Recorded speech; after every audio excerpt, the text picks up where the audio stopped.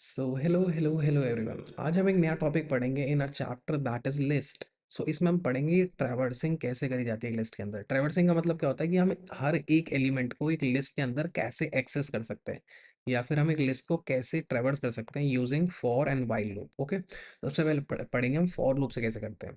सो यहाँ पे हमने एक वेरिएबल बना दिया लिस्ट वन नाम से, और इसके अंदर हमने स्टोर कर दी एक लिस्ट। ये लिस्ट की वैल्यूज है रेड ग्रीन ब्लू येलो और ब्लैक। ठीक है, हम जैसे ही फॉर लूप स्टार्ट करेंगे for item in list one.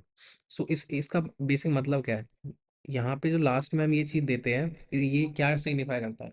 ये सिग्निफाई करता है कि कहाँ मतलब क्या चीज के अंदर हमें मूव करना है। जैसे हम जब रेंज देते थे, सो रेंज क्या देता था, हम एक नंबर की वैल्यूज देता था जिसके अंदर हम मूव कर सकते हैं। ठीक है, और ये आइटम क्या होता है, आइटरेटर, कि ये जो है चीज मूव करेगी, ये एक्चुअली मूव करेगी। ठीक है, अब इस फॉर लूप के अंदर हम जैसे ही प्रिंट आइटम कर देंगे सो ये प्रिंट हो जाएगी हर एक वैल्यू, जैसा कि आप यहाँ देख रहे हैं। ठीक है, अगर मेरे को यू नो सिर्फ बोलने से अच्छा मैं आपको थोड़ा सा विजुअलाइज करा देता हूँ।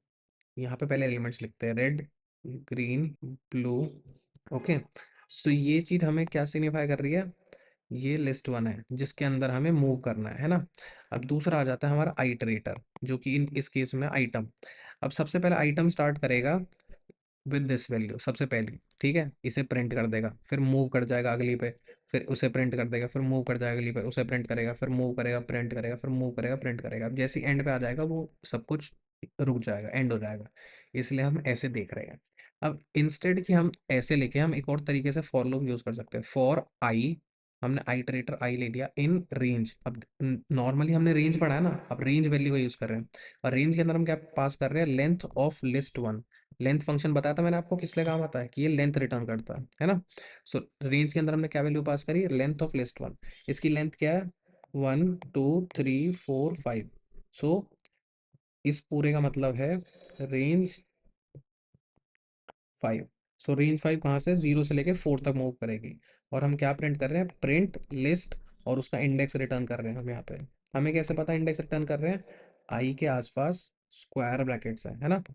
सो पहले क्या कहते हैं, लिस्ट वन 0 को वैल्यू देगा, फिर 1 की वैल्यू देगा, फिर 2 की, फिर 3 की, फिर 4 की, है ना। सो ऐसे फिर प्रिंट कर देगा ये सारी वैल्यूज। ऐसे भी कर सकते हैं, सेम रिजल्ट आ रहा है इन दोनों का, है ना। अब नेक्स्ट आ गया हमारा वाइल लूप से कैसे करते हैं। सिमिलरली हमने एक लिस्ट बनाई, आई को हमने एक वैल्यू दे दी 0, है ना। और हमने वाइल लूप के अंदर कंडीशन क्या थी, जब तक आई की वैल्यू छोटी है लेंथ ऑफ लिस्ट वन। आई की वैल्यू छोटी है लेंथ ऑफ लिस्ट वन।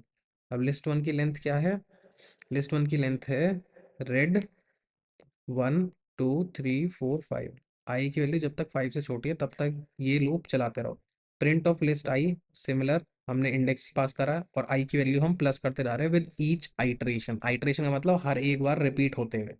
ठीक है, सो हमें सिमिलर रिजल्ट देखेंगे। सो हम फॉर लूप से दो तरीके से कर सकते हैं ये चीज, है ना। एक तरीका ये हो गया, एक तरीका ये हो गया, और वाइल लूप से इस तरीके से कर सकते हैं। ओके, सो ऐसे करते हैं हम ट्रेवर्सल एक लिस्ट के अंदर। So I hope you all understand, and next lecture में हम पढ़ेंगे कि लिस्ट के अंदर मेथड्स क्या होते हैं और बिल्ट इन फंक्शंस क्या होते हैं पाइथन के अंदर, जो हम लिस्ट में डायरेक्टली यूज कर सकते हैं। So I will see you all in the next lecture. For this lecture thank you, see you, tata, bye bye.